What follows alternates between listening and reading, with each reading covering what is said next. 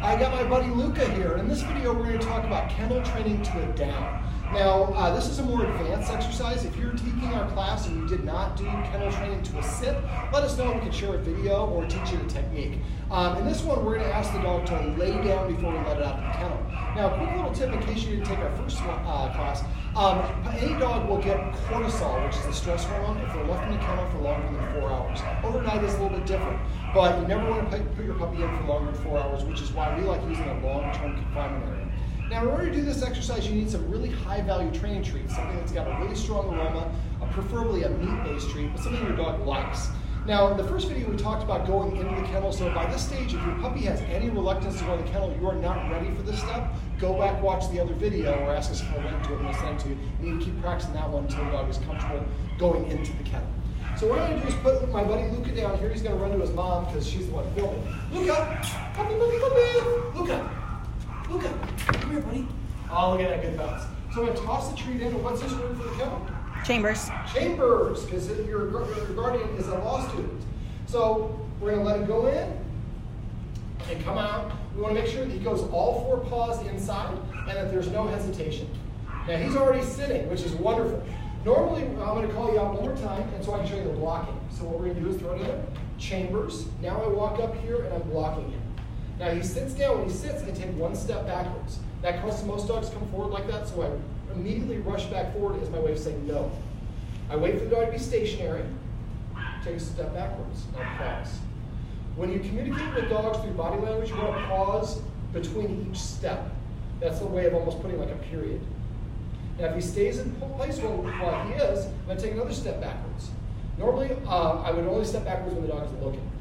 Now, I'm not telling him to SIT, and I'm not telling him to LAY, and I'm spelling those out because if a dog does it on command, it does not signify anything. When he SITs in there, that's telling me that his mom did a great job with the kennel because he's comfortable with it. So as soon as he sits down, I take a step backwards. And at this point, I'm just waiting for him to LAY. Now, as soon as he does, I'm going to give him his release word, which is COME. So you can have a unique word that needs to be released from the kennel, or you can just use your regular recall word, COME or HERE. I'm spelling them out because I don't want him to come out. Now, when you're doing this exercise, it is crucial that you stay here and complete the exercise properly. If the puppy squirts out, it's going to make it harder for you to do it. If the puppy doesn't LAY, there we go. So I say no by moving forward.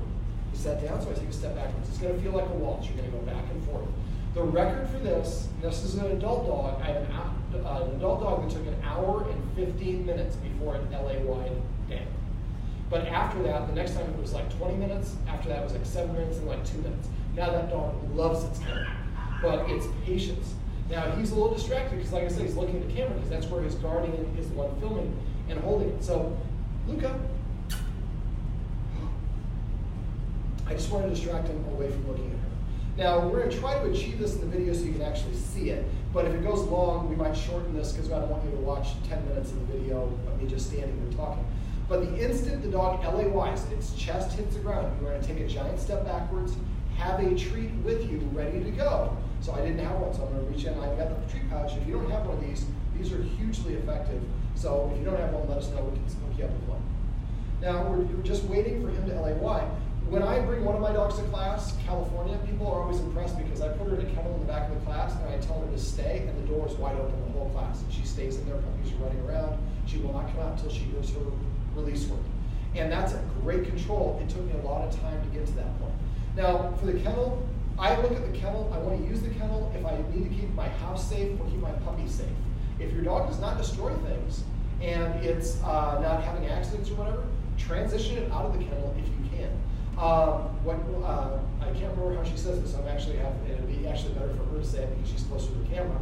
But Taylor likes to say, you can spend the time confining them now and give them freedom for the rest of their life, or you can give them freedom now and confine them for the rest of their life. And I have a lot of adult dogs that have to be kenneled when they're 5, 6, or 7 years old because they destroy the couch or whatever it is.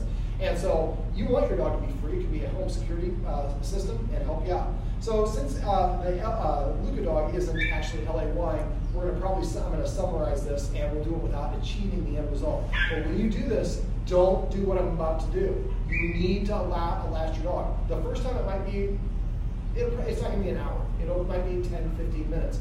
But the second time will be faster, and it'll be faster. What you're saying is, if you step back immediately as soon as your dog LAYs, LAYing is what gets you out of the kennel. Then the dog is going to start LAYing right away, faster and faster. When you get to that point, then you can start stepping away and wait for the dog after it LAYs plus 3 seconds before I invite you out. Then plus 5 seconds, then 10 seconds. And if I go from 10 to 30, and at 28 seconds he gets up and comes out, I push too far too fast. Now I back up and go maybe from, instead of going to 20, I might go to 15. Now, he's actually giving me a good little reminder. So if he's sticking his head out, well, that I can allow. It's a personal preference. Now, typically when they're up here in the front of the kennel, as you can see now, that means he's anxious, he wants to get out. When they're very relaxed, they often will hang out in the back of the kennel, and they'll kind of do this circular walk, and then they'll lay down. Sometimes they stretch and then lay themselves down. So if your puppy does stick its head out, then again, rush forward. And rushing forward is, the suddenness is what will move him back. So don't do it very lackadaisical like this. As you see, he didn't really move. I want to be able to see how in that one he jumped back a little bit. All right, well, so this isn't 10 minutes of me just standing here. We're going to go ahead and end this video now. But make sure when you do this, practice this until your dog goes in the kennel and lays down on its own. And actually, a couple little bonus tips.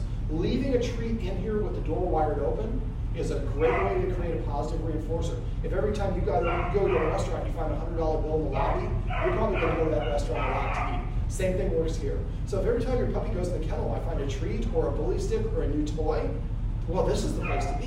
So anytime you introduce a new toy or something like that, this is where your puppy should find it. And don't point it out, just leave it in there, walk away.